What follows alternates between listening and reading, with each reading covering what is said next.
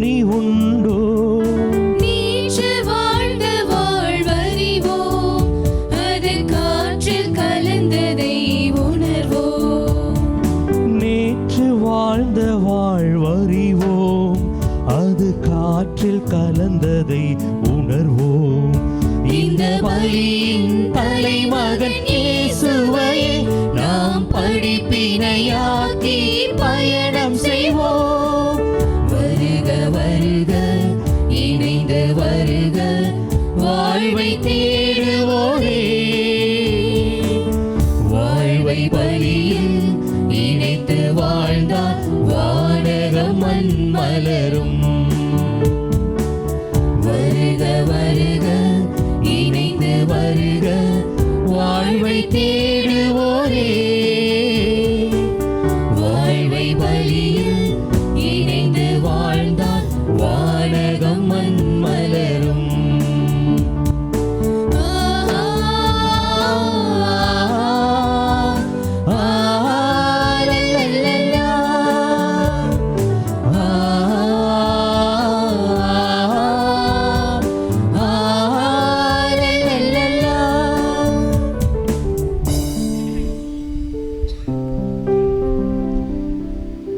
தந்தை மகன் தூயாவியாரின் பெயராலே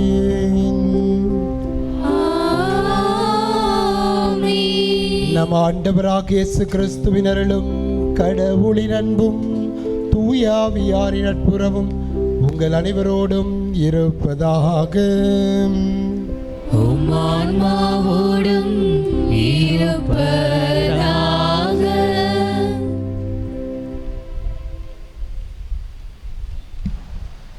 திருப்பலி முன்னுரை. இனியவர்களே வணக்கம். இன்று ஆண்டின் பொதுக்காலம் 25ஆம் ஞாயிறு.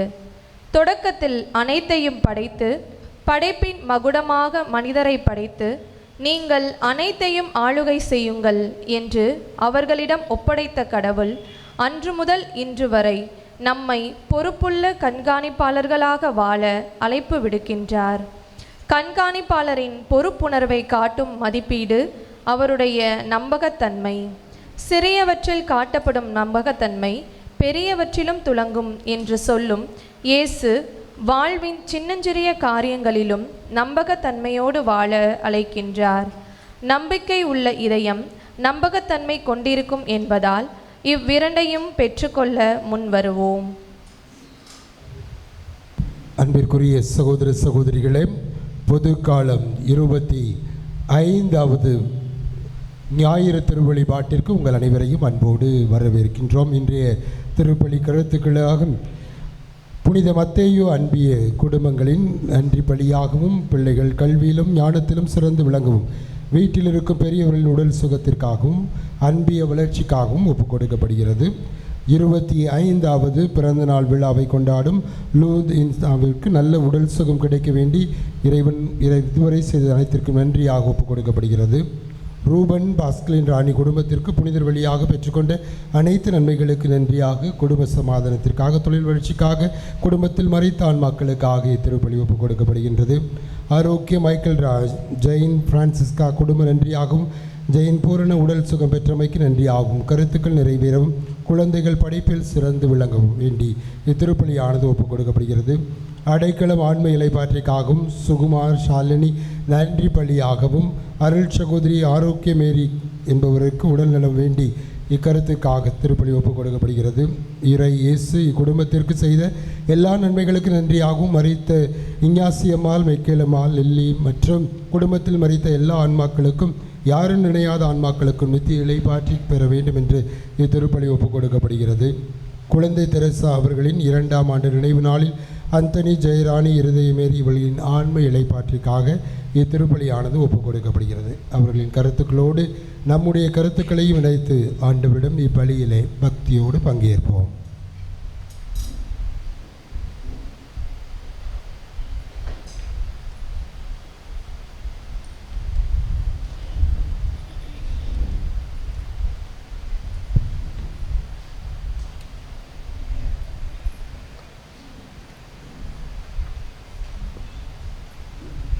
அன்புமிக்க சகோதர சகோதரிகளே, திருமுழுக்கு நினைவாக நம் மீது தெளிக்கப்படும் இத்தண்ணீரை புனிதப்படுத்தி அருளுமாறு நம் கடவுளாகி ஆண்டவரை கெஞ்சி மன்றாடுவோமாக.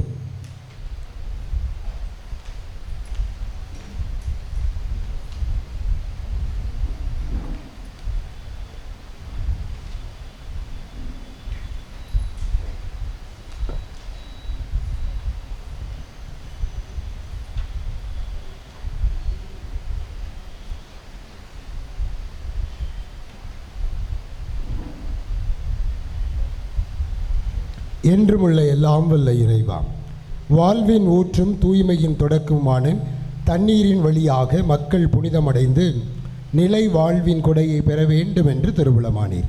இத்தண்ணீரை புனிதப்படுத்தி அருளுமாறு உம்மை வேண்டுகிறோம். ஆண்டவரே, உமது நாளாகிய இன்று உமது அருள் காவலை பெற விரும்புகிறோம். வாழ்வழிக்கும் உமது அருளின் ஊற்றினை எம்மில் புதுப்பித்தருளும்.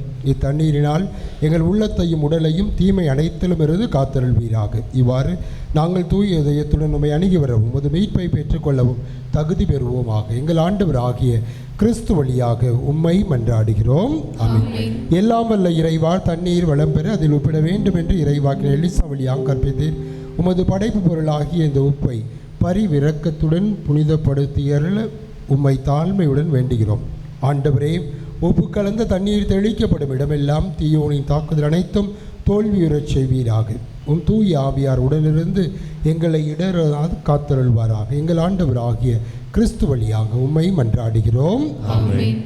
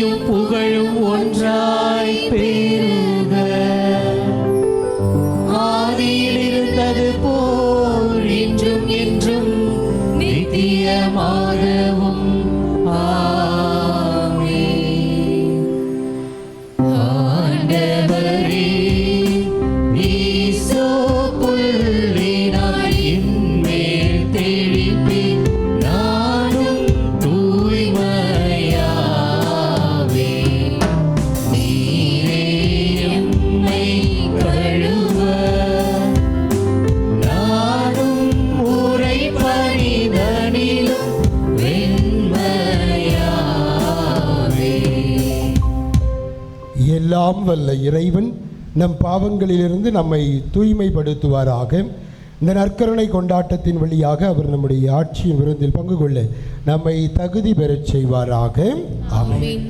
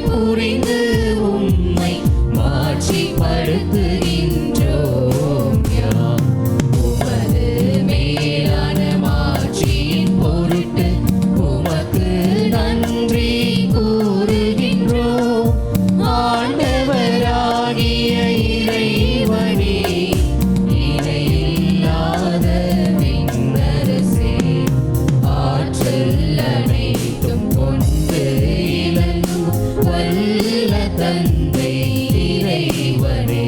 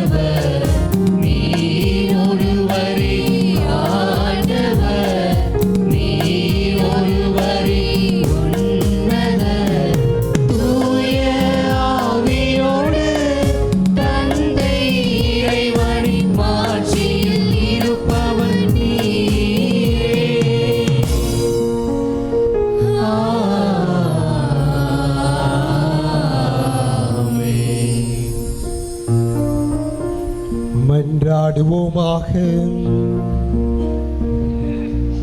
இறைவா, உம்மையும் பிறரையும் அன்பு செய்வதில் திருச்சட்டத்தின் எல்லா கட்டளைகளும் அடங்கியிருக்கச் செய்தீரே.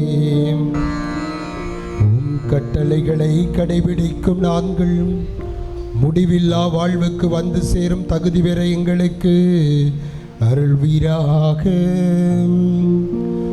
உம்மோடு தூயாவியாரின் ஒன்றைப்பில் இறைவனாய் என்றென்றும் வாழ்ந்து ஆட்சி செய்கின்றவரும் திருமகனும் எங்கள் ஆண்டவருமாகிய கிறிஸ்து வழியாக உமை மன்றாடுகிறோம். ஆமென்.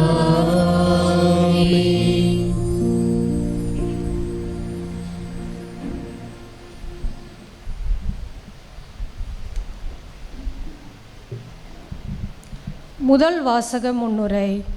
இஸ்ரேலில் இறைவாக்கு உரைக்கும் ஆமோஸ் அவர்கள் நாட்டில் நிலவிய சமூக அநீதியை சுட்டிக்காட்டுகின்றார். பொருளாதார மற்றும் அன்றாட வியாபார கொடுக்கல் வாங்கலில் அவர்கள் காட்டிய அநீதியும் பிரமாணிக்கமின்மையையும் கடவுளுக்கும் அவர்களுக்கும் உள்ள உறவிலும் பிரதிபலிக்கிறது.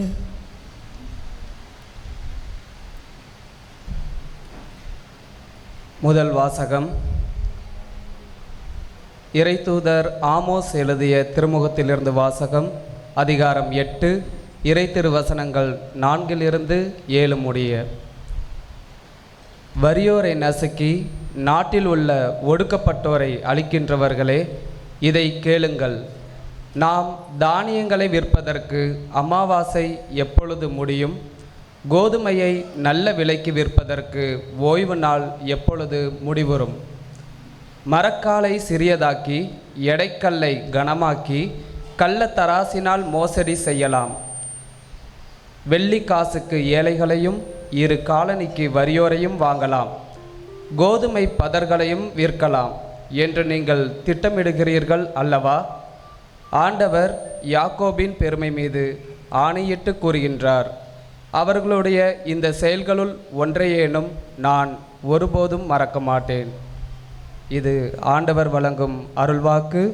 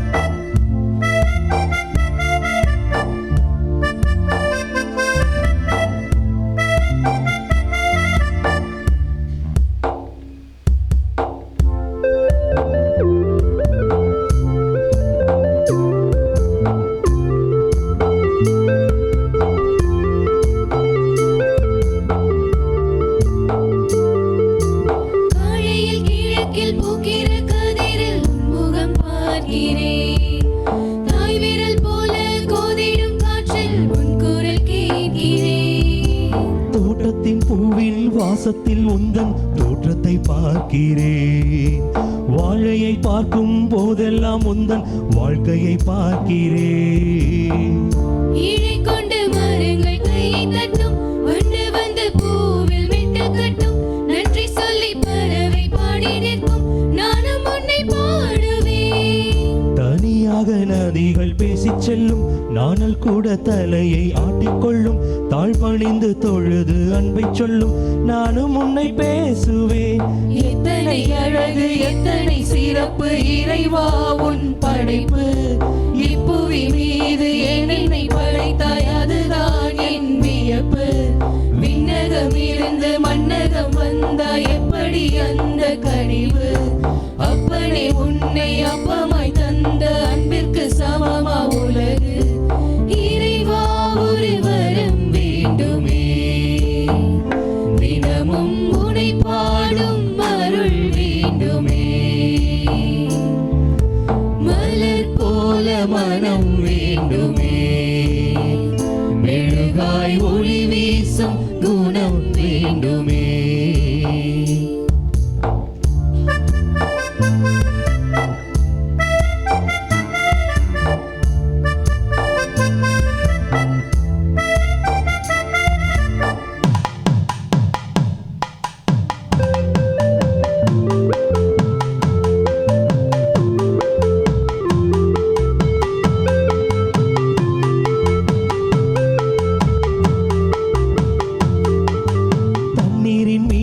கைகளை வைத்தாய் ரசமாயானது.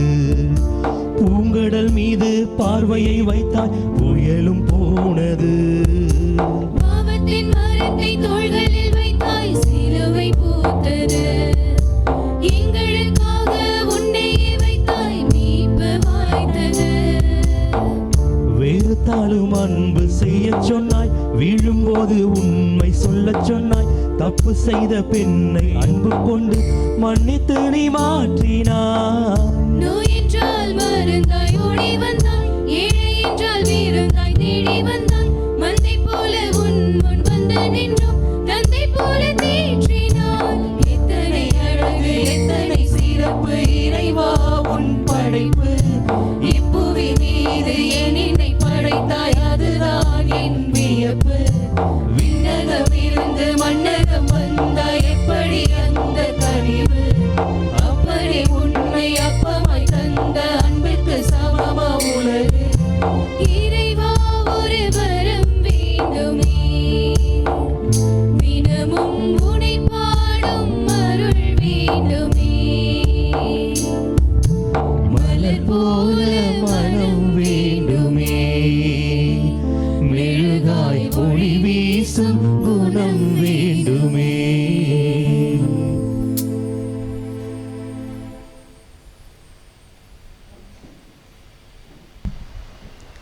இரண்டாம் வாசக முன்னுரை. சபை கண்காணிப்பாளரான தீமோத்தேயு அனைவருக்காகவும் மன்றாட மக்களை ஊக்குவிக்க வேண்டும் என்று அறிவுறுத்துகின்ற பவுல், இயேசு கிறிஸ்துவை ஒரே இணைப்பாளர் என்று அறிவித்து அதற்கு சான்று பகரும் நற்செய்தி பணியை தான் செய்வதாக எழுதுகின்றார்.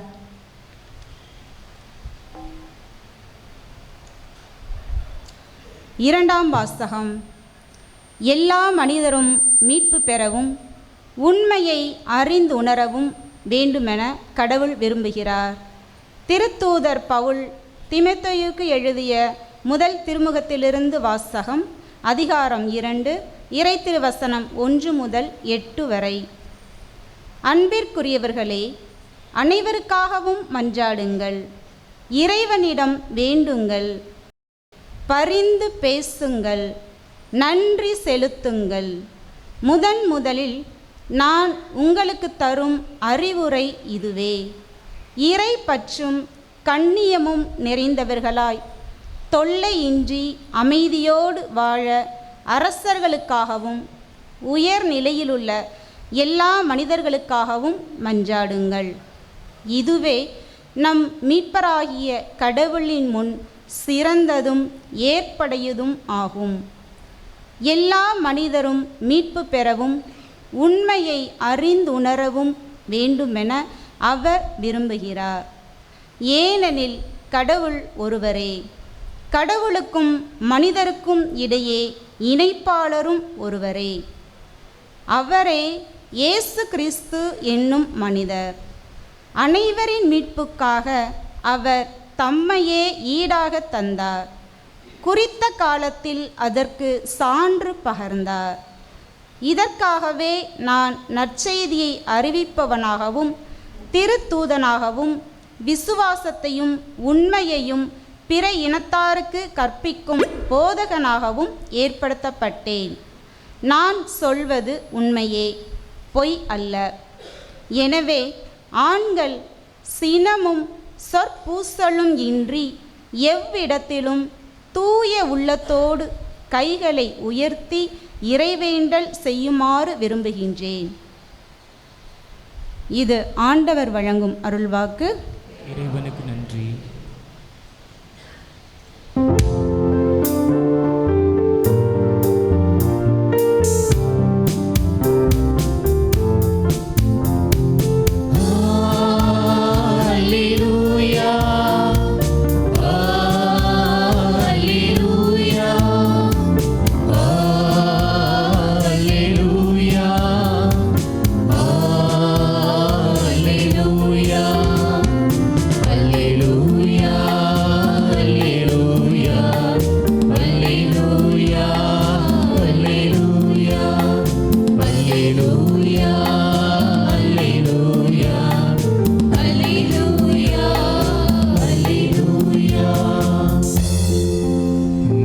ஆண்டவர் இயேசு கிறிஸ்து செல்வராயிருந்தும்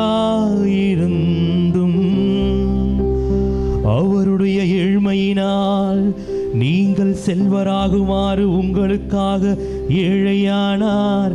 அல்லேலூயா, அல்லேலூயா, அல்லேலூயா, அல்லேலூயா, அல்லேலூயா. ஆண்டவர் உங்களோடு இருப்பாராக. ஆன்மாவோடும் இருப்பாராக. லூக்கா எழுதிய தூய நற்செய்தியிலிருந்து வாசகம். ஆண்டவரே, மாட்சி உமக்கே.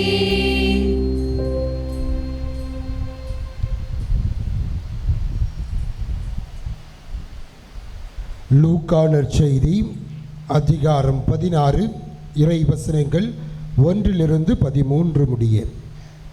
அக்காலத்தில் இயேசு தம் சீடர்களுக்கு கூறியது: செல்வர் ஒருவருக்கு வீட்டு பொறுப்பாளர் ஒருவர் இருந்தார். அவர் தம் தலைவரின் உடைமைகளை பாழாக்கியதாக அவர் மீது பழி சுமத்தப்பட்டது. தலைவர் அவரை கூப்பிட்டு, உம்மை பற்றி நான் கேள்விப்படுவது என்ன? உம் பொறுப்பில் உள்ள கணக்கை ஒப்படையும். நீர் இனி வீட்டு பொறுப்பாளராய் இருக்க முடியாது என்று அவரிடம் கூறினார். அந்த வீட்டு பொறுப்பாளர், நான் என்ன செய்வேன்? வீட்டு பொறுப்பிலிருந்து என் தலைவர் என்னை நீக்கிவிடப் போகிறாரே. மண் வெட்டவோ என்னால் இயலாது, இறந்து உண்ணவும் வெட்கமாய் இருக்கிறது. வீட்டு பொறுப்பிலிருந்து என்னை நீக்கிவிடும்போது பிறர் என்னை தங்கள் வீடுகளில் ஏற்றுக்கொள்ளும்படி நான் என்ன செய்ய வேண்டும் என எனக்கு தெரியும் என்று அவர் தமக்குள்ளே சொல்லி கொண்டார். பின்பு அவர் தம் தலைவரிடம் கடன்பட்டவர்களை ஒவ்வொருவராக வரவழைத்தார். முதலாவது வந்தவரிடம், நீர் என் தலைவரிடம் எவ்வளவு கடன்பட்டிருக்கிறீர் என்று கேட்டார்.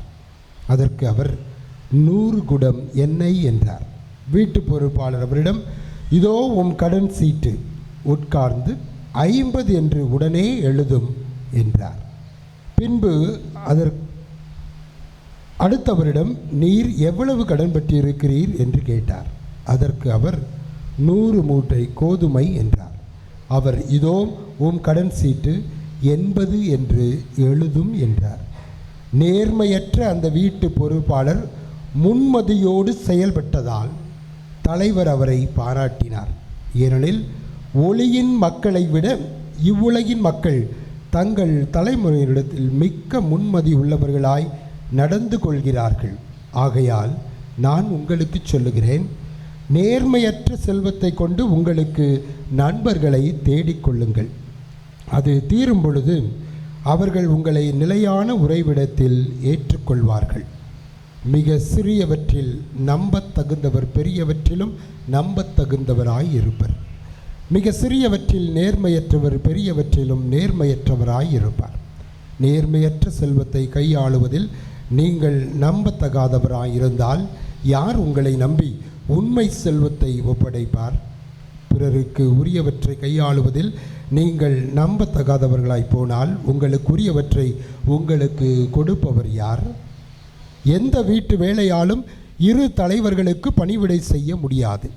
ஏனெனில் ஒருவரை வெறுத்து மற்றவரிடம் அவர் அன்பு கொள்வார், அல்லது ஒருவரை சார்ந்து கொண்டு மற்றவரை புறக்கணிப்பார். நீங்கள் கடவுளுக்கும் செல்வத்திற்கும் பணிவிடை செய்ய முடியாது என்றார். இது கிறிஸ்து வழங்கும் நற்செய்தி. கிறிஸ்துவே உமக்கு புகழ்.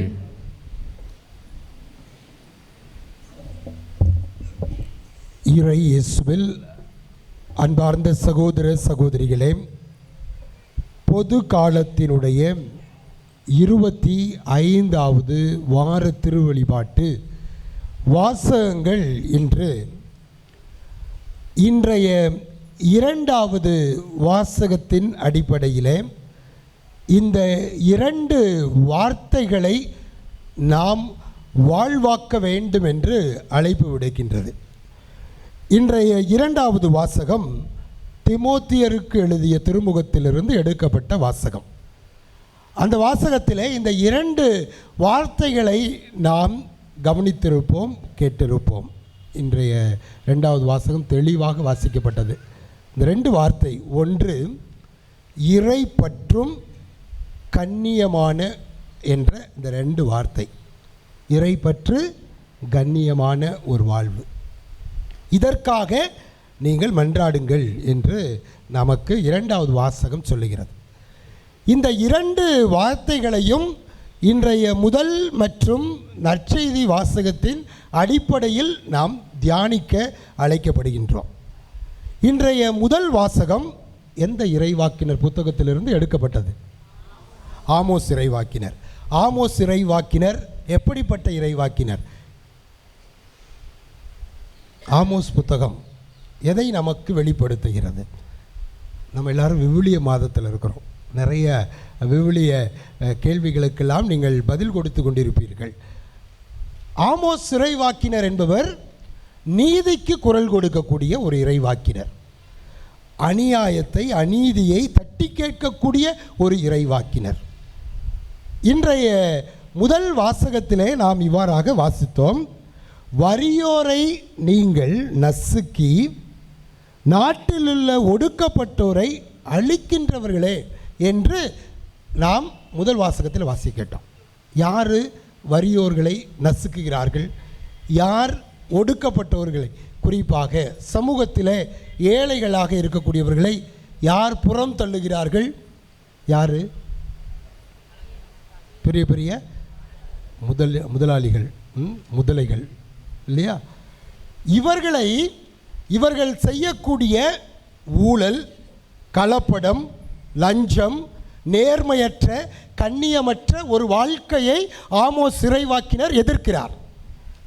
இறை வார்த்தையை அவர் போதிக்கின்ற பொழுது, நீங்கள் எளியோர்களை எப்படி பயன்படுத்துகிறீர்கள், ஏழைகளை எப்படி பயன்படுத்துகிறீர்கள் என்று சொன்னால், இங்கே சொல்லப்படுகிறது, நீங்கள் வெள்ளிக்காசுக்கு ஏழைகளையும் இரு காலணிகளுக்கு வறியோரையும் வாங்கலாம் என்று நீங்கள் நினைக்கிறீர்கள். சும்மா சாதாரணமாக மக்களை பயன்படுத்தக்கூடியவர்களாக வெள்ளிக்காசுக்கும் இரு காலணிகளுக்கும் ஏழைகளை நீங்கள் வாங்கலாம் என்று நீங்கள் நினைக்கிறீர்கள். அதுக்கப்புறமா கோதுமை பதர்களை விற்கலாம். நல்ல கோதுமையை நம்ம எடுத்துக்கிட்டு பதர்களை ஏழைகளுக்கு விற்கலாம் அப்படின்னு சொல்லக்கூடிய ஒரு மோசமான ஒரு ஊழல் நிறைந்த அல்லது கலப்படம் மிகுந்த இன்றைய முதல் வாசகத்திலே நாம் வாசிக்க கேட்டோம். அன்பு சகோதர சகோதரிகளே, இன்று நமக்கு நடக்கக்கூடிய நிகழ்வு தான் இது. அப்போ ஆமோஸ் இறைவாக்கினர் சொன்னார், இன்றைக்கும் அது நடக்குது. ஊழல், கலப்படம், லஞ்சம், ஏழைகளை பயன்படுத்துவது, எளியோர்களை ஒடுக்குவது, இவை அனைத்தும் இன்றும் சமூகத்தில் நடந்து கொண்டிருக்கக்கூடிய ஒரு நிகழ்வுதான். இந்த நிகழ்வுகளுக்கு ஆமோஸ் இறைவாக்கினர் அவர் எச்சரிக்கை கொடுக்கின்றார். அப்படி எச்சரிக்கை கொடுக்கக்கூடிய ஆமோஸ் இறைவாக்கினர் இன்றைய முதல் வாசகத்தினுடைய இறுதியிலே இவ்வாறாக இந்த வார்த்தைகளை அவர் சேர்க்கின்றார். அந்த இறுதி வார்த்தைகள், ஆண்டவர் யாக்கோப்பின் பெருமை மீது ஆணையிட்டு கூறுகின்றார். என்ன என்று சொன்னால், அவர்களுடைய இந்த செயல்களில் ஒன்றையேனும் நான் ஒருபோதும் மறக்க மாட்டேன். இப்படி அநியாயமாக அநீதி செய்யக்கூடிய, கண்ணியமற்ற, நேர்மையற்ற ஒரு வாழ்க்கையை வாழ்ந்து கொண்டிருக்கக்கூடிய உங்களின் செயலை நான் ஒருபொழுதும் மறக்க மாட்டேன். ஏன் யாக்கோப்பினுடைய அப்படின்னு சொல்லிட்டு அந்த வார்த்தையை நாம் கவனித்தோம் என்று சொன்னால், நீங்கள் எல்லாரும் அப்படியே இஸ்ராயல் மக்கள், தேர்ந்தெடுக்கப்பட்ட மக்கள், நீங்கள் என்னுடைய மக்கள், நான் உடன்படிக்கை ஏற்படுத்தியிருக்கிறேன், நான் உன் கடவுள், நீங்கள் என் மக்கள், எனவே நான் கொஞ்சம் அட்ஜஸ்ட் பண்ணுவேன், நான் உங்களுக்கெல்லாம் ஒத்து போவேன், நீங்கள் அநியாயம் பண்ணாலும் நான் விட்டுருவேன், நீங்கள் லஞ்சம் வாங்கினாலும் நான் விட்டுருவேன், நீங்கள் கலப்படம் செஞ்சாலும் நான் விட்டுருவேன், ஏன்னா நீங்கள் ஏன் மக்கள் அப்படின்ற அந்த பெருமையை நீங்கள் எடுத்துக்கொள்ளாதீர்கள், அந்த பெருமையிலே நீங்கள் வாழாதீர்கள். நான் உடன்படிக்கை ஏற்படுத்தியுள்ளேன், ஆனால் இது போன்ற அநீதிகளை நான் என்ன செய்வேன், கண்டிப்பாக தண்டிப்பேன். ஆண்டவர் சொல்லக்கூடிய வார்த்தை அதுதான். அநீதிகளையும் அக்கிரமங்களையும் கண்டு ஆண்டவர் ஒருபொழுதும் இரக்கம் மிகுந்தவர், அன்பு மிகுந்தவர். எனவே எல்லாம் செய்யலாம், செஞ்சுட்டு கடைசியில் மன்னிப்பு கேட்கலாம் அப்படின்ற ஒரு நினைப்புள்ள ஒரு சமூகத்திற்கு ஆமோஸ் இறைவாக்கினர் வாயிலாக இன்று எச்சரிக்கை கொடுக்கின்றார். நாமளும் பல நேரத்தில் இந்த இஸ்ராயல் மக்களைப் போல கிறிஸ்துவர்கள், அருள் பணியாளர்கள், துறவிகள் என்று ஒரு பெரிய ஒரு போர்வையை போத்திட்டு, கிறிஸ்தவங்களாம் நல்லவங்க, கிறிஸ்தவங்களாம் லஞ்சம் வாங்க மாட்டாங்க, கிறிஸ்தவங்களாம் வந்துட்டு பொய் சொல்ல மாட்டாங்க, கிறிஸ்தவங்களாம் வந்துட்டு அவங்க கலப்படம் செய்ய மாட்டாங்க, கிறிஸ்தவங்களாம் வந்துட்டு நியாயமாக இருப்பாங்க, நேர்மையாக இருப்பாங்க அப்படின்ற ஒரு சொல்லாடல் சமூகத்தில் இருக்கிறது. இருக்கா இல்லையா? இருக்குங்களா இல்லைங்களா? என்ன வாயை திறக்கவே மாட்டேங்கிறீங்க? இருக்குங்களா இல்லைங்களா? இருக்கு. இதை நாம் ஒரு போர்வையாக வைத்துக்கொண்டு நாம் என்ன செய்கின்றோம்? லஞ்சம் வாங்குறோமா வாங்க மாட்டோமா? கிறிஸ்துவர் தான் ஆனால் நிறையா வாங்குறாரு, கிறிஸ்துவர் தான் ஆனால் நிறையா வாங்குறாரு அப்படின்றது நம்ம கேள்விப்படுறோம். கிறிஸ்துவர் தான் ஆனால் வந்துட்டு எல்லாத்தையும் செய்கிறாரு அப்படின்றதையும் நாம் கேள்விப்படுறோம். அப்படிப்பட்ட இந்த ஒரு செய்திக்கு அல்லது இந்த ஒரு செயலுக்கு ஆண்டவர் இன்று ஆமோஸ் இறைவாக்கினர் வாயிலாக ஒரு எச்சரிக்கை கொடுக்கின்றார். மகனே, மகளே, நீ கிறிஸ்தவன், தேர்ந்தெடுக்கப்பட்டவன், நல்ல ஸ்பெஷல் அப்படிலாம் நினச்சிக்கிட்டு நீ இதெல்லாம் செஞ்சுட்டு கடவுள் மேலே, கடவுளே கடைசியில் மன்னிச்சுக்கோங்க, என்னை மன்னிச்சிருங்க, என் மேலே வந்துட்டு ஒன்று சொல்லிட்டு பாவ செய்யறதுல வந்துட்டு நீங்கள் மன்னிப்பு கேட்டால் மட்டும் நான் விட போகிறது இல்லை. மாறாக நீங்கள் நீதியோடும் நேர்மையோடும் வாழ வேண்டும். நேர்மையற்ற ஒரு கண்ணியமற்ற ஒரு வாழ்க்கையை ஆண்டவர் நமக்கு தண்டனை கொடுப்பார் என்ற ஒரு செய்தியை இன்று நமக்கு தெளிவுபடுத்துகிறார். இரண்டாவதாக அன்புக்குரியவர்களை, இன்றைய நற்செய்தியை நாம் பார்த்தோம் என்று சொன்னால் சற்று புரியாத ஒரு நற்செய்தி இது. சரிங்களா? நேர்மையற்ற ஒரு பணியாளரை, ஒரு பொறுப்பாளரை, ஒரு கண்காணிப்பாளரை அந்த தலைவர் பாராட்டுகிறார். எப்படி பாராட்டுவார்? நேர்மையற்ற ஒருவன் தன்னுடைய இருக்கக்கூடிய பொருளிலிருந்து, கடன் கொடுத்ததிலிருந்து அவர் நேர்மையற்ற ஒரு செயலை செய்திருக்கிறார். அதை அவர் காதால் கேட்குறாரு. காதால் கேட்டு இப்படியெல்லாம் நான் கேள்விப்படுகின்றேனே, அது உண்மையா என்று சொன்ன உடனே அந்த நேர்மையற்ற அந்த பொறுப்பில் இருக்கக்கூடிய அந்த பணியாளர் என்ன செய்கின்றான்? போயிட்டு என்ன செய்கிறான்? ஒரு 100 நீங்கள் 100 மூட்டை கோதுமை வாங்கியிருக்கீங்களா? வாங்க, உங்களுக்கு 80 மூட்டைன்னு எழுதுகிறேன். நீங்கள் 100 டன் வந்துட்டு டின்னு வந்துட்டு என்ன வாங்கியிருக்கீங்களா? நான் என்ன செய்கிறேன்? 50ன்னு எழுதுகிறேன். தலைவர் சும்மா விடுவாரா? தலைவருக்கு என்ன வரும்? கோபம் தானே வரும். நம்ம ஒரு கடை வச்சுருக்குறோம், அதில் பணி செய்யக்கூடிய ஒருத்தர் வந்துட்டு அவர் வந்துட்டு 10 ரூபாய்க்கு விற்கிற பொருள் 5 ரூபாய்க்கு விற்றா நீங்கள் சும்மா இருப்பீங்களா? விட்டுருவீங்களா? விட மாட்டோம் இல்லையா? கோவம் வரும். ஆனால் தலைவர் சொல்லுகிறார், அவரை பாராட்டுகிறார். தலைவர் அவரை பாராட்டுகிறார். ஏன் அவரை பாராட்டுகிறார்? ஒரு நேர்மையற்ற ஒரு பணியாளனை நீ முன்மதியோடு செயல்பட்டிருக்கிறாய் என்று பாராட்டக்கூடிய ஒரு நற்செய்தி வாசகத்தை தான் நாம் இன்று வாசித்தோம். எப்படி இவரை பாராட்டுவது? அன்பு சகோதர சகோதரிகளே, நாம் இதை சற்று சிந்தித்து பார்க்கின்ற பொழுது, நம்முடைய விவிலிய அறிஞர்கள் சொல்லுகின்ற பொழுது, இந்த நேர்மையற்ற பணியாளர் என்ன செய்கின்றார் என்று சொன்னால், வரி தண்டுபவர்கள் 10 ரூபா வாங்க வேண்டிய இடத்துல 20 ரூபா வாங்கிறது. சரிங்களா? இப்போ ஒரு வருஷம் நிறையா பேர் வட்டிக்கெலாம் விடுவீங்க, கண்டிப்பாக அதில் வந்து மாற்றமே கிடையாது. நிறைய பேர் இருப்பீங்க, அவங்களுக்குலாம் தெரியும் இந்த வருஷம் வட்டிக்கு போடும் பொழுது நாம் 100 ரூபா கொடுக்குறோம். அது அடுத்த வருஷம் என்ன ஆயிரும்? 150 ரூபா ஆயிரும். அதுக்கு அடுத்த வருஷம் அது 200 ரூபா ஆயிரும், 250 ரூபா, அப்படியே கூட ஏறிக்கிட்டே இருக்கும். அதுபோல் இந்த ஒரு தலைவரும் அந்த பொறுப்பாளரிடம் கொடுத்துருக்கிறார். கொடுத்ததுக்கு அப்புறமா அவருக்கு வேண்டியதை விற்றுருக்கார், அவருக்கு வேண்டியதை வச்சுருக்கார், அவருக்கு வேண்டிய கமிஷன்லாம் வச்சு சேர்த்து வச்சுருக்கிறார். இப்போ தலைவருடைய பகுதியை, முதலாளி பகுதியை அவர் கை தொடலை. சரிங்களா? முதலாளி பகுதியை கை தொடலை. தனக்கு வர வேண்டிய அந்த கமிஷன்லேருந்து, அந்த லாபத்திலிருந்து அவர் என்ன செய்கின்றார்?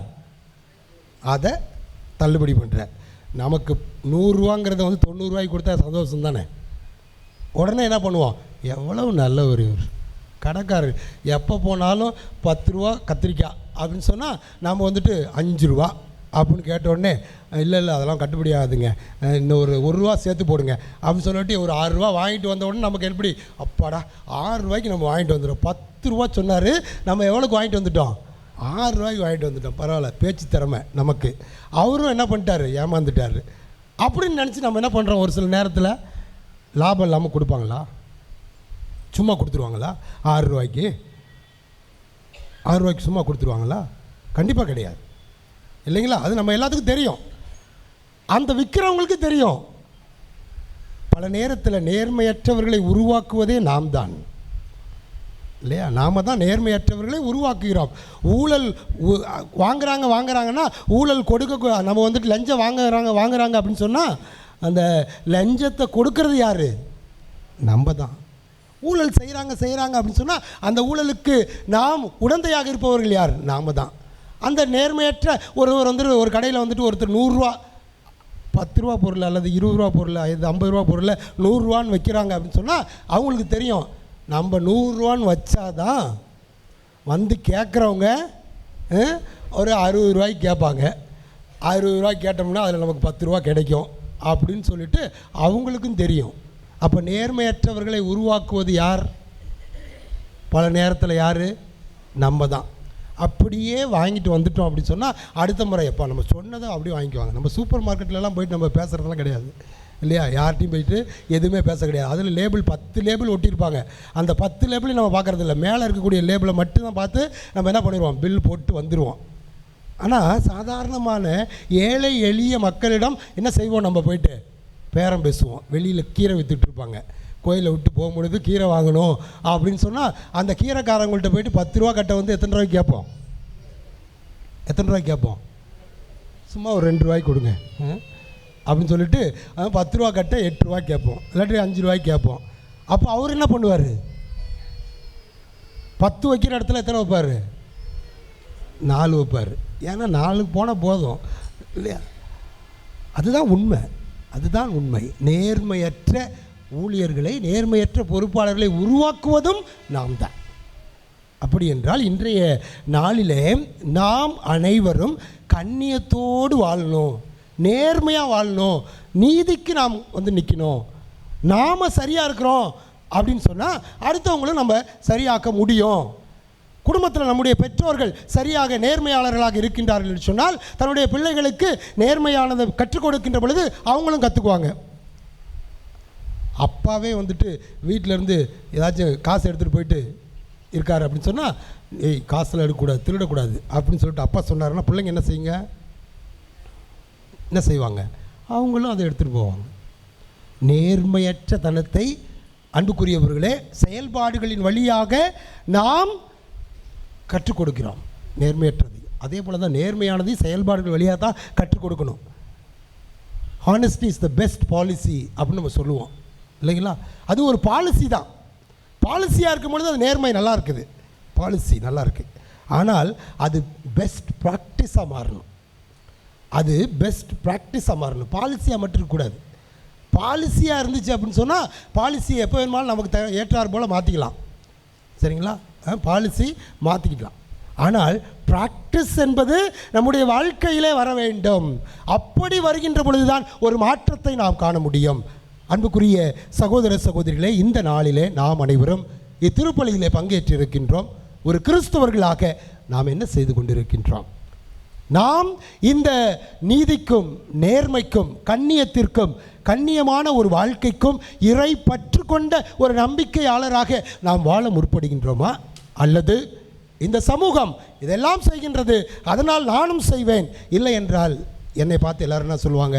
பொழைக்க தெரியாதவன், சரியான பொழைக்க தெரியாத ஒரு ஏமாந்தவன் அப்படின்னு சொல்லிட்டு நம்மளை பார்த்து ஏளனமாக இழிவாக பேசுவார்கள் என்று நாம் அநீதியோடு கைகோர்க்கின்றோமா?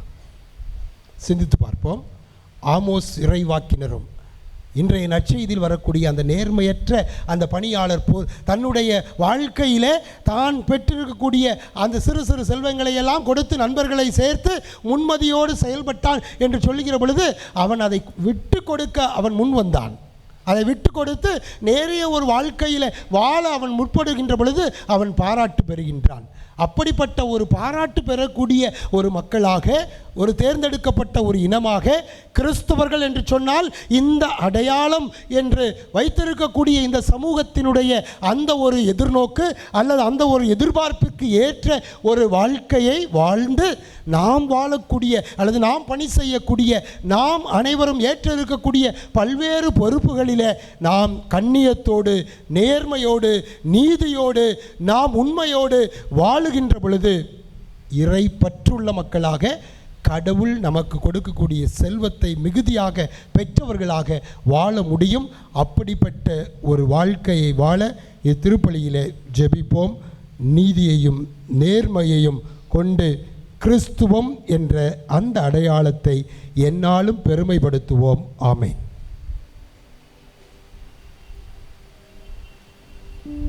எழுந்து நின்று நமது நம்பிக்கையை அறிக்கையிடுவோம்.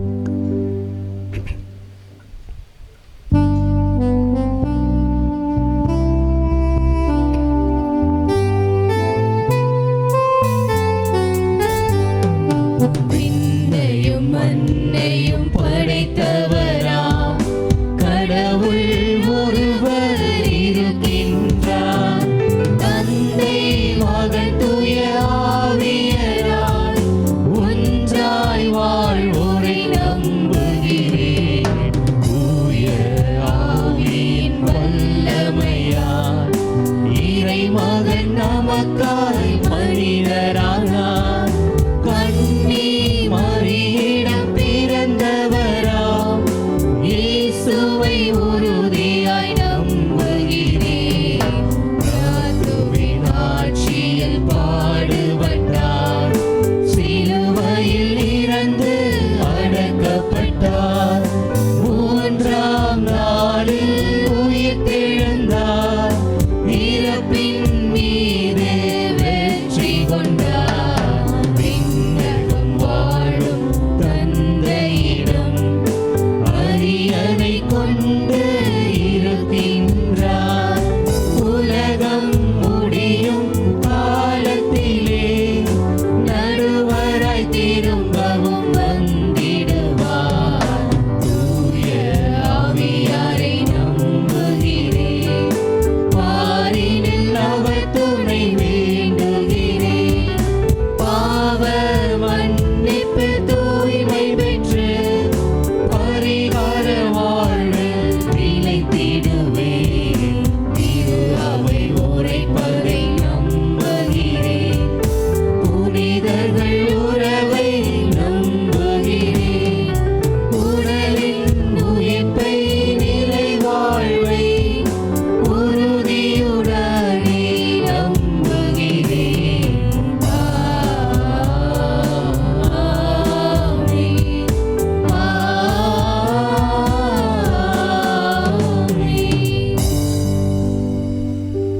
நம்பிக்கைக்குரிய அன்பு மக்களாய் கடவுளிடம் நம்முடைய தேவைகளை நாம் சமர்ப்பிப்போம்.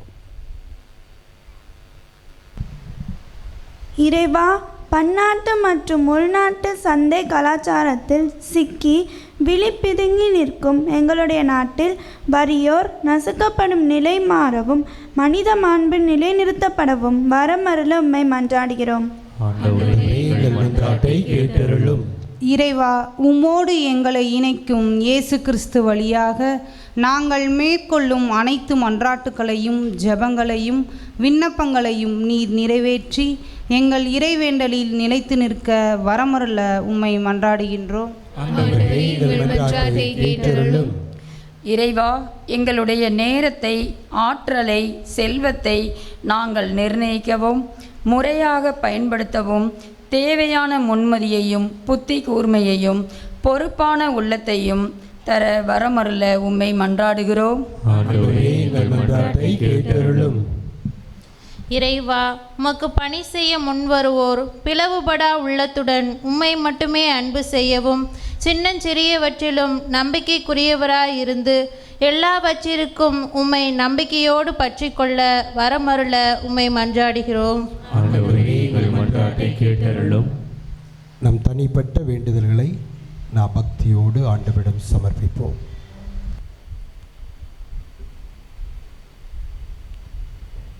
இந்த மன்றாட்டுக்களை எல்லாம் எங்கள் ஆண்டவராகிய கிறிஸ்து வழியாக உம்மை மன்றாடுகிறோம். ஆமென்.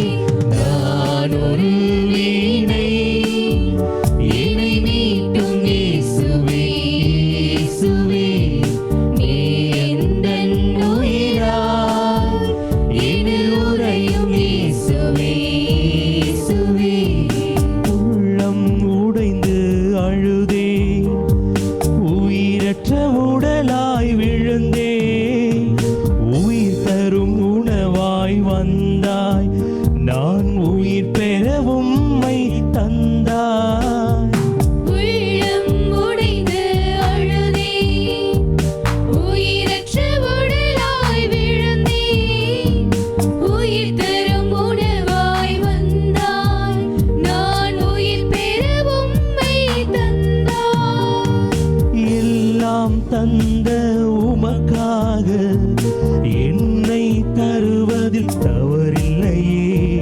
உலகின் பாவம் போக்கிடவே உம்மை தந்தது பெரும் நிகழ்வே. விண்ணின் விருப்பம் மண்ணில் நிகழ என்னை தருகின்றேன்.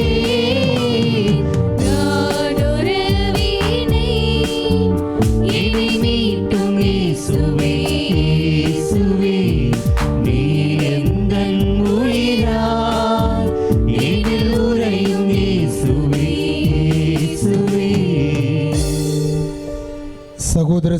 பலிகளை என்னுடையதும் உங்களுடையதுமான இப்பலி எல்லா வல்ல தந்தையாகிய இறைவனுக்கு ஏற்றதாகபடி மன்றாடுங்கள். ஆண்டவர் தமது பெயரின் புகழ்ச்சிக்காகவும் ஆட்சிக்காகவும் நமது நன்மைக்காகவும் புனித திரு அவை அனைத்து நலனுக்காகவும் நமது கையிலிருந்த பலியை ஏற்றுக்கொள்வாராக. ஆண்டவரே, உம் மக்களின் காணிக்கைகளை கனிவுடன் ஏற்றருள உம்மை வேண்டுகிறோம். அதனால் நம்பிக்கையோடும் பக்தியோடும் அவர்கள் எவற்றை அறிக்கையிடுகின்றார்களோ அவற்றை விண்ணக அருள் அடையாளங்களால் பெற்றுக்கொள்வார்களாக. எங்கள் ஆண்டவராகிய கிறிஸ்து வழியாக உம்மை மன்றாடுகிறோம்.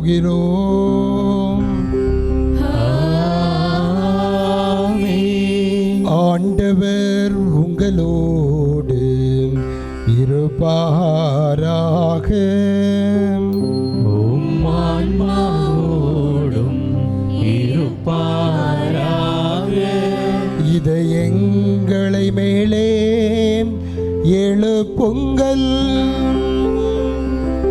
ஆண்டவரிடம் எழுப்பியுள்ளோம். நம் இறைவனாகிய ஆண்டவருக்கு நன்றி கூறுவோம். தகுதியும் நீதியும் ஆனதே. ஆண்டவரே, தூயவரான தந்தையே, என்றுமுள்ள எல்லாம் வல்ல இறைவா, என்னாலும் எவ்விடத்திலும் நாங்கள் உமக்கு நன்றி செலுத்துவது மெய்யாகவே தகுதியும் நீதியுமாகும், எங்கள் கடமையும் மீட்பிற்குரிய செயலுமாகும். ஏனெனில் நீர் உலகு அனைத்தையும் படைத்தீர், காலங்களின் மாற்றங்களை முறைப்படுத்தினீர், உமது சாயலில் மனிதரை உருவாக்கினீர். இவ்வுலகின் வியத்தகு பொருட்கள் எல்லாவற்றையும் அவர்களுக்கு பணிய வைத்தீர். இவ்வாறு அவர்கள் உமது படைப்புக்கள் அனைத்தின் மீதும் உம் பதிலாட்களாக ஆட்சி செலுத்தவும் உம் செயல்களின் மேன்மையை கண்டு உம்மை இடையுறாது புகழ்ந்தேற்றவும் எங்கள் ஆண்டவராகிய கிறிஸ்து வழியாக செய்தருளீர். ஆகவே நாங்கள் வானதூதர் அனைவரோடும் சேர்ந்து உம்மை புகழ்ந்தேற்றி அக்களித்து கொண்டாடி ஆர்ப்பரித்து சொல்வதாவது: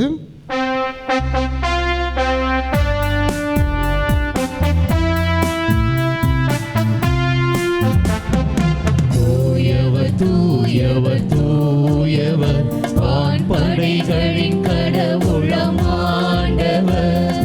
விண்ணகமும் மண்ணகமும் உமது மாட்சியால் நிறைந்துள்ளன.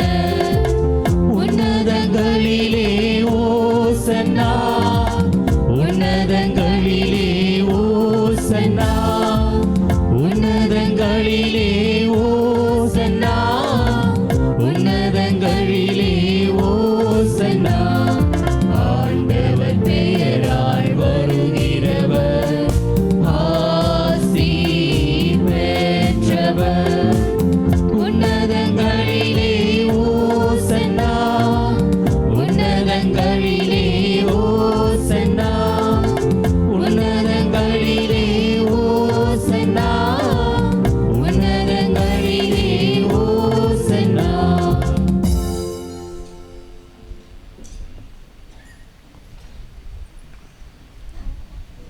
ஆண்டவரே, நீர் மெய்யாகவே தூயவர், தூய்மை அனைத்திற்கும் ஊற்று. ஆகவே உம்முடைய ஆவியை பொழிந்த இக்காணிக்கைகளை புனிதப்படுத்த உம்மை வேண்டுகிறோம். இவ்வாறு எங்கள் ஆண்டவர் இயேசு கிறிஸ்துவின் உடலும் இரத்தமுமாக எங்களுக்கு இவை மார்பனவாக. அவர் பாடுபட உளம் கணிந்து தம்மை கையளித்த போது அப்பத்தை எடுத்து நின்று செலுத்தி அதை பெற்று தம் சீடர்களுக்கு அளித்தவர் கூறியதாவது: அனைவரும் இதிலிருந்து பெற்று உண்ணுங்கள், ஏனெனில் இது உங்களுக்காக கையளிக்கப்படும் என் உடல்.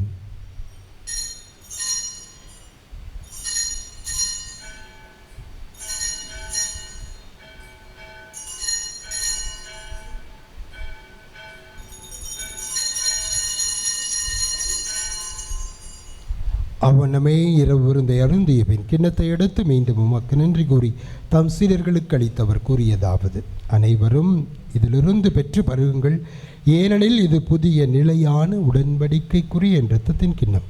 இது பாவ மன்னிப்பிற்கென்று உங்களுக்காகவும் பலருக்காகவும் சிந்தப்படும். இதை என் நினைவாக செய்யுங்கள்.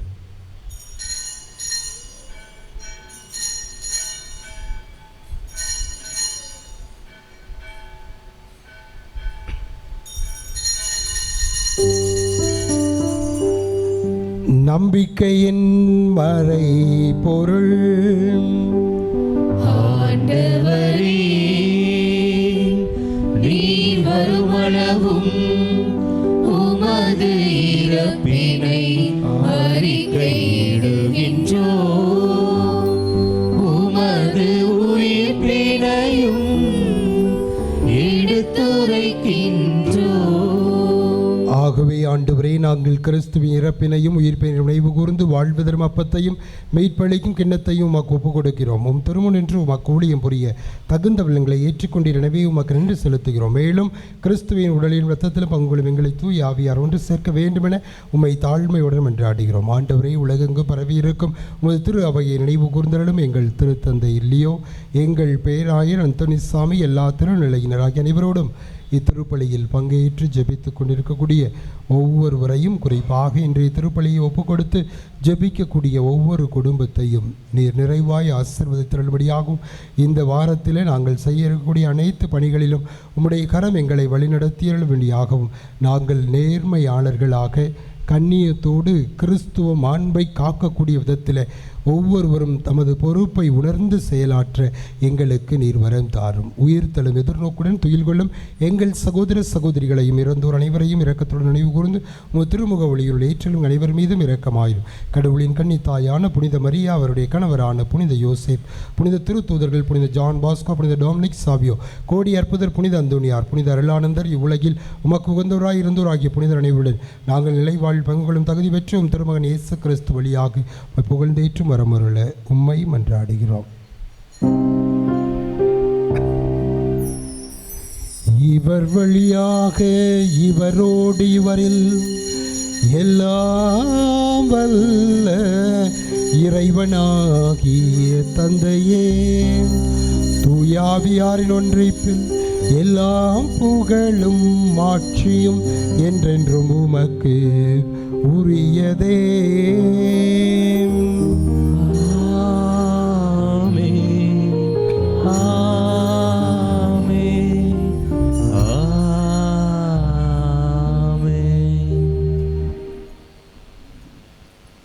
ஆண்டவர் இயேசு நமக்கு கற்பித்த ஜெபத்தை நாம் அனைவரும் இணைந்து கரங்களை விரித்து பக்தியோடு சொல்லுவோம். விண்ணுலகில் இருக்கிற எங்கள் தந்தையே, உமது பெயர் தூயதென போற்ற பெறுக, உமது ஆட்சி வருக, உமது திருவுளம் விண்ணுலகில் நிறைவேறுவது போல மண்ணுலகிலும் நிறைவேறுக. எங்கள் அன்றாட உணவை இன்று எங்களுக்கு தாரும். எங்களுக்கு எதிராக குற்றம் செய்வோரை நாங்கள் மன்னிப்பது போல எங்கள் குற்றங்களை மன்னியும். எங்களை சோதனைக்குட்படுத்தாதே, தீமையிலிருந்து எங்களை விடுவித்தருளும். ஆண்டவரே, தீமை அனைத்திலும் இருந்து எங்களை விடுவித்து எங்கள் வாழ்நாளில் அமைதியை கனிவுடன் அருள உம்மை மன்றாடுகிறோம். உமது இரக்கத்தின் உதவியால் நாங்கள் பாவத்திலிருந்து எப்போதும் விடுதலை பெற்று யாதொரு கலக்கமின்றி நலமாய் இருப்போமாக. நாங்கள் எதிர்நோக்கி இருக்கும் பேரின்பத்திற்காகவும் என் மீட்பராக இயேசு கிறிஸ்துவின் வருகைக்காகவும் காத்திருக்கின்றோம். ஆண்டவரே இயேசு கிறிஸ்துவே, அமைதியை உங்களுக்கு விட்டுச் சொல்கிறேன், என் அமைதியை உங்களுக்கு அளிக்கிறேன் என்று உம் திரு தூதர்களுக்கு மொழிகிறேன். எங்கள் பாவங்களை பாராமல் உமது திரு அவையின் நம்பிக்கையை கண்ணோக்கி உமது திருவுளத்திற்கு ஏற்ப அதற்கு அமைதியையும் ஒற்றுமையும் அளித்தருள்வீராக. என்றென்று வாழ்ந்து ஆட்சி செய்கின்றவர் நீரே. ஆண்டவருடைய அமைதி உங்களோடு என்றும் இருப்பதாக, ஒருவருக்கொருவர் அமைதியை பகிர்ந்து கொள்வோம். சமாதானம். உலகின் பாவங்களை போக்கும் இறைவனின் செமரியே, எங்கள் மேல் இரக்கமாயிரும். உலகின் பாவங்களை போக்கும் இறைவனின் செமரியே, எங்கள் மேல் இரக்கமாயிரும். உலகின் பாவங்களை போக்கும் இறைவனின் செமரியே, எங்களுக்கு அமைதியை அளித்தருளும்.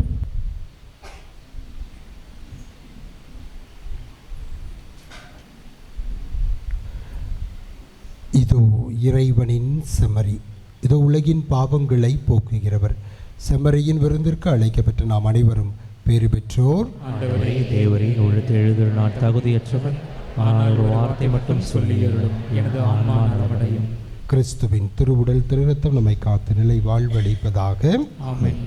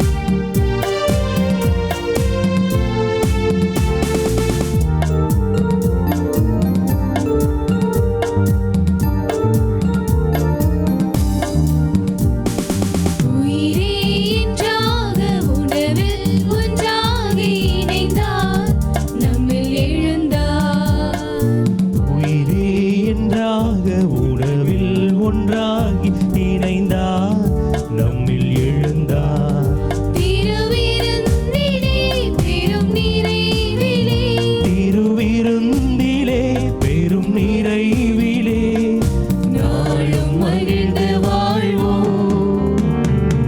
உயிரே என்றாக உணவில் ஒன்றாகி இணைந்தார் நம்மில் எழுந்தார். உயிரே என்றாக உணவில் ஒன்றாகி இணைந்தார் நம்மில் எழுந்தார்.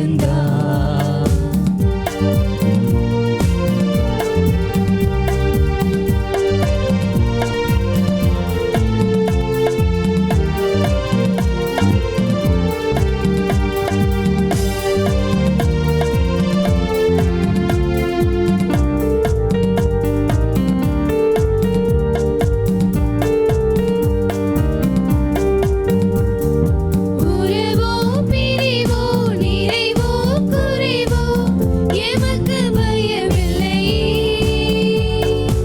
உறவோ பிரிவோ நிறைவோ குறைவோ எமக்கு பயமில்லையே.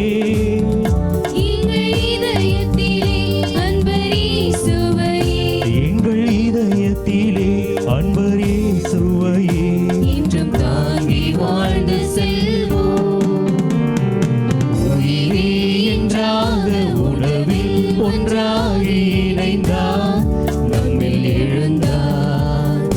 உயிரே என்றாக உணவில் ஒன்றாகி இணைந்தார் நம்மில் எழுந்தார்.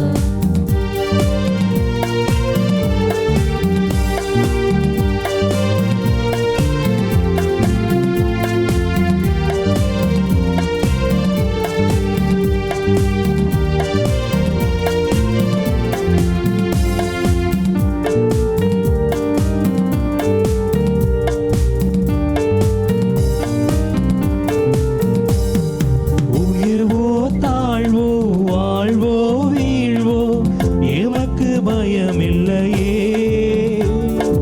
உயர்வோ தாழ்வோ வாழ்வோ வீழ்வோ எமக்கு பயமில்லையே.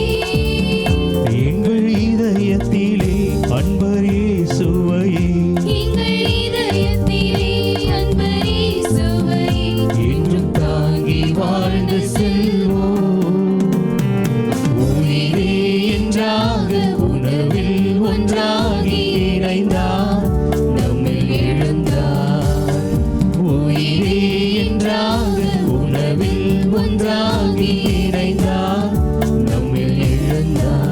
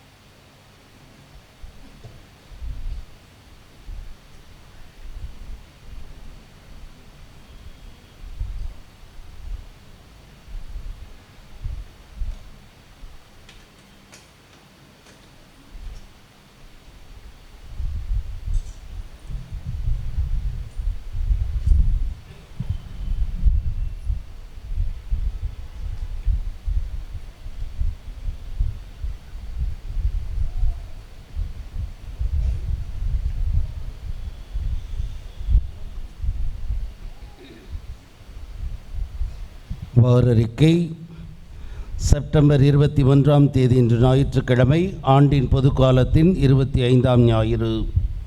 23ஆம் தேதி செவ்வாய்க்கிழமை புனிதரான பேத்ரேல் சிமாபியோ நினைவு நாள். 26ஆம் தேதி வெள்ளிக்கிழமை புனிதர்களான கோஸ்மாஸ் தமியா நினைவு நாள். 27ஆம் தேதி சனிக்கிழமை புனித வின்சென்ட் தேபால் நினைவு நாள். 28ஆம் தேதி ஞாயிற்றுக்கிழமை ஆண்டின் பொதுக்காலத்தின் 26ஆம் ஞாயிறு. வார நாட்களில் வியாழன் தவிர மற்ற நாட்களில் மாலையில் திருப்பலி நடைபெறும். வியாழன் மாலை குழந்தை இயேசு ஆலயத்தில் நவநாள் திருப்பலியானது நடைபெறும். வரும் ஞாயிறு திருப்பலியை சிறப்பு செய்வோர் திருவழிபாட்டு குழுவினர். கடந்த வார ஞாயிறு காணிக்கை 7200. அன்பிய கூட்டறிக்கை. புனித மத்தேயு அன்பிய கூட்டமானது இன்று மாலை 6 மணிக்கு ஜாங்கிட் நகர் டி ஜோன் 7வது தெருவில் வசிக்கும் திருவாளர் தாஸ் தைனஸ் மேரி இவர்கள் இல்லத்தில் நடைபெறும். 7 மணிக்கு நம்முடைய அன்பியத்தின் பாதுகாவலர் புனித மத்தேயுவின் திருவிழாவை ஒற்றி திருப்பலியானது நடைபெறும். அனைவரும் கலந்து கொள்ள அன்போடு அழைக்கப்படுகிறீர்கள். அன்புக்குரியவர்களே, இன்று நம்முடைய தந்தை புதூர் பங்கு தந்தை அவர்கள் நம்மோடு இணைந்து இத்திருப்பலி நிறைவேற்றியிருக்கிறார்கள். அவர்கள் வந்த காரணத்தை அவர்களே சொல்லுவார்கள். நம்மை அனைவரையும் வரவேற்பதற்காக வந்திருக்கிறார். எனவே இன்றைய நாளிலே இத்திருப்பலி நிறைவேற்றி நமக்காக ஜெபித்த தந்தை அவர்களுக்கு உங்கள் அனைவரின் சார்பாக நன்றியை தெரிவித்துக் கொள்கிறேன். தந்தை அவர்கள் இப்பொழுது எதற்காக வந்திருக்கிறார் என்பதன் நோக்கத்தை இப்பொழுது சொல்லுவார். இறையேசுவில் அன்பார்ந்த சகோதர சகோதரிகளே, தாய் பங்கிலிருந்து உங்களை அன்போடு வரவேற்கின்றோம். நம்முடைய லூர்து அன்னை திருத்தலத்தின் 75வது ஆண்டு பங்காக பிரிந்து மதுரை மரியன்னை பேராலயத்திலிருந்து பங்காக பிரிந்து 75வது ஆண்டை லூர்து அன்னை திருத்தலம் துவங்குகிறது. அதில் இதில் இருக்கக்கூடிய எல்லாருமே அதில் பங்கேற்றவர்கள் என்ற ஒரு அடிப்படையிலே வரும் புதன்கிழமை செப்டம்பர் மாதம் 24ஆம் தேதி இந்த துவக்க விழாவானது நமது உயர்மறை மாவட்ட பேராயருடைய தலைமையிலே மாலை 6 மணிக்கு இந்த துவக்க விழா 75வது பவள விழா ஆண்டானது துவங்க இருக்கின்றோம்.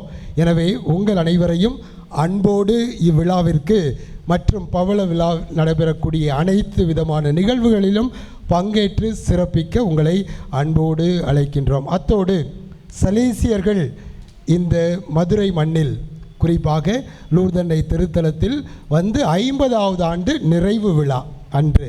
எனவே ஒரு பொன் விழாவை நிறைவு செய்கின்றோம், ஒரு பவள விழாவை ஆரம்பிக்கின்றோம்.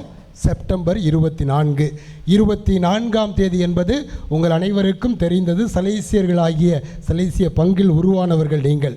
எனவே அந்த வகையிலே சகாய அன்னையினுடைய நினைவு நாள்.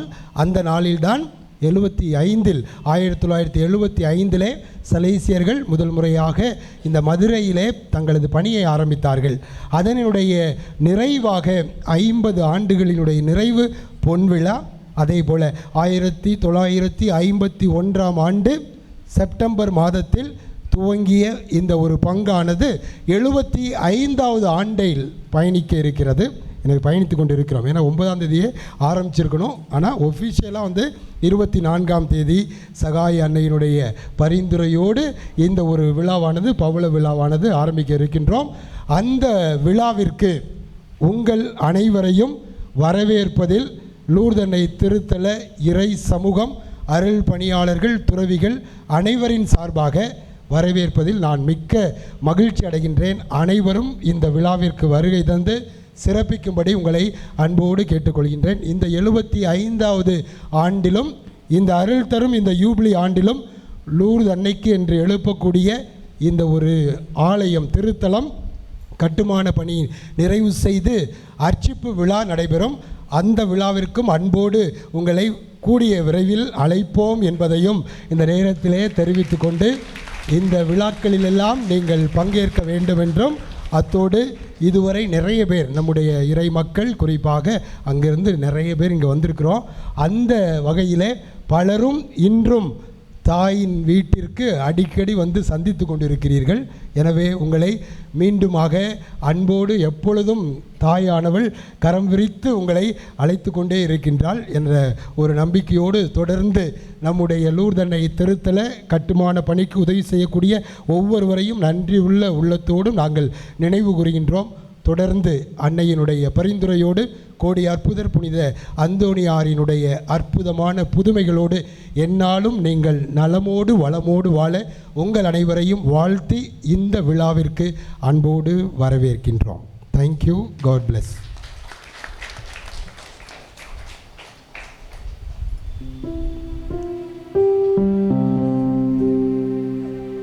நன்றியோடு மன்றாடுவோமாக.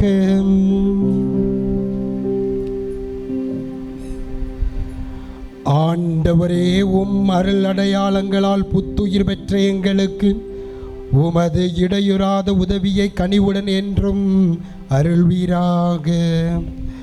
அதனால் மீட்பின் பயனையும் மறை நிகழ்வுகளிலும் அன்றாட வாழ்விலும் பெற்றுக்கொள்வோமாக. எங்கள் ஆண்டவராகிய கிறிஸ்து வழியாக உமை மன்றாடுகிறோம்.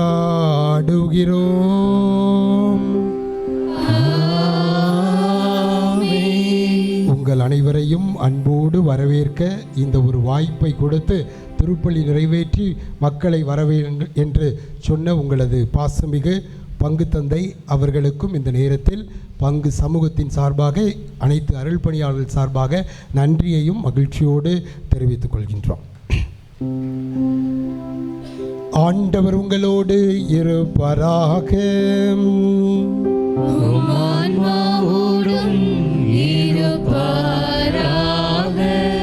எல்லாம் வல்ல இறைவன் தந்தை மகன் தூயாவியார் உங்கள் அனைவரையும் ஆசீர்வதிப்பாராக.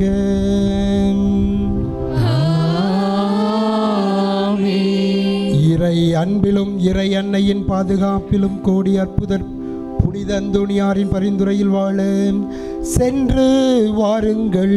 திருப்பலி நிறைவேறிற்று.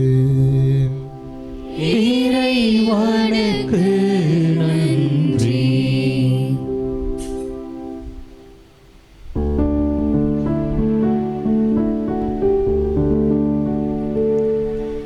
நிலையான புகழுக்குரிய தூய நற்கருணைக்கு எல்லா காலமும் தொழுகையும் புகழும் போற்றியும் மாட்சிமையும் உண்டாக கடவது.